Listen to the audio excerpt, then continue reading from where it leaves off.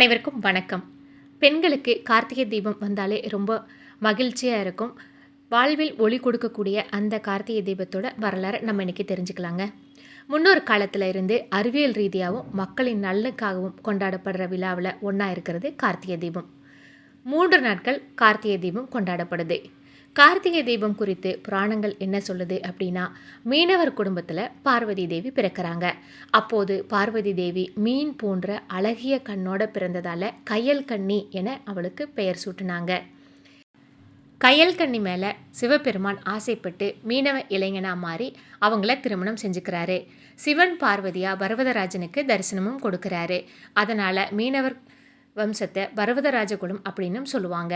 ஒவ்வொரு மாதத்திலும் ஒவ்வொரு சிறப்பு வாய்ந்த பண்டிகைகள் கொண்டாடப்படுதுங்க. அந்த வகையில் கார்த்திகை மாதத்தில் வரக்கூடிய பௌர்ணமி தினத்தில் கார்த்திகை நட்சத்திரம் வர்றதுனால கார்த்திகை தீப திருநாள் கொண்டாடப்படுது. 27 நட்சத்திரங்களை குறிக்கிற மாதிரி தீபங்கள் கோயில் மற்றும் வீட்டுகளில் ஏற்றப்படுது. இந்த மாதிரி 27 தீபம் ஏற்றுவது மிகச்சிறப்பாக கருதப்படுகிறது.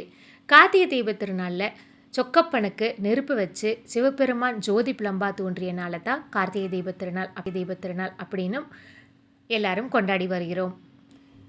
விஷ்ணு பகவானும் பிரம்மாவும் யார் பெரியவங்க அப்படின்னு சண்டையிட்டப்ப அந்த சண்டையை முடிவுக்கு கொண்டு வர்றதுக்காக சிவபெருமான் ஜோதி பிளம்பா தோன்றியனால தான் நம்ம கார்த்திகை தீபம் அப்படின்னும் கொண்டாடுறோம்.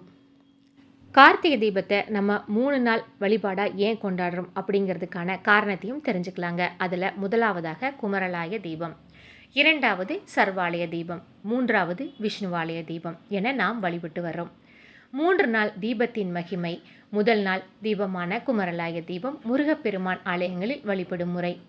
விஷ்ணு ஆலயங்களில் ரோகிணி நட்சத்திரங்களில் வரும் கார்த்திகை தீப திருநாள் விஷ்ணுவாலய தீபமாகும். கார்த்திகை மாதத்தில் வரும் பௌர்ணமி தினத்தில் கொண்டாடப்படும் தீபத் திருநாள் சர்வாலய தீபம். திருவண்ணாமலை பரணி தீபம் கார்த்திகை தீபத்தன்னைக்கு மிகவும் புகழ்பெற்ற திருவண்ணாமலையில் இருக்கிற மலை உச்சியில் பரணி தீபம் ஏற்றப்படுது. ஜோதி பிளம்பா சிவபெருமான் காட்சியளிக்கிறத நினைவு கூறுற வகையில் திருவண்ணாமலை மலை உச்சியில் தீபம் ஏற்றப்படுது. கார்த்திகை தீபம் வர்றதுக்கு முன்னதாகவே 2668 உயரம் கொண்ட மலை மேலே கொப்பரை வைக்கப்படும். டன் கணக்கில் நெய் ஊற்றி மாலை 6 மணிக்கு பரணி தீபம் ஏற்றப்படுது. இல்லங்களில் தீபம் ஏற்றினால் இருள் அகன்று ஒளி மிகுந்த வாழ்க்கையை சிறப்பாக வாழ முடியும் என்ற நம்பிக்கை இருக்கிறதால ஒவ்வொரு வருஷமுமே கார்த்திகை தீபம் வெகு சிறப்பாக கொண்டாடப்படுது. இந்த கார்த்திகை தீபம் பற்றிய தகவல் உங்களுக்கு பிடிச்சிருந்ததுன்னா சிசிஸ் டைம்ஷனில் லைக் பண்ணிவிட்டு பாருங்கள். மறக்காமல் உங்களோட ஃப்ரெண்ட்ஸ் அண்ட் ஃபேமிலிக்கு ஷேர் பண்ணுங்கள். இனி ஒரு நல்ல பதிவில் சந்திக்கலாம். நன்றி.